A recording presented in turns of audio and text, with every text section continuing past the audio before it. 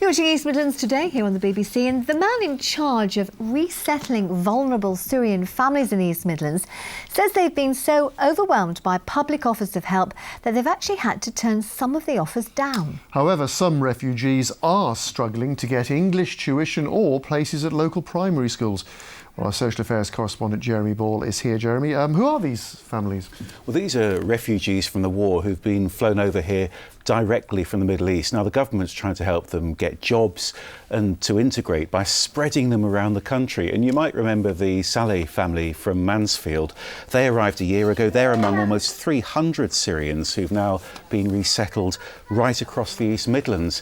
And at this meeting in Leicester, councils from all over the region heard that some refugees are traumatised and how some local communities have given them a welcome that's simply been too overwhelming to cope with.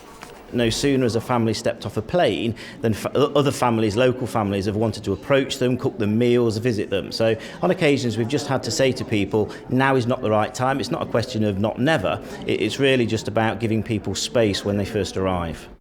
I guess this resettlement scheme must be quite a challenge for local councils, local authorities. It is, because although these families are funded by the foreign aid budget, we heard that there's been a big problem getting school places, and in some cases that meant different children from the same families scattered around different city primary schools. We also heard complaints about repeated cuts to English language classes and how that's making it harder for some of these refugees to integrate.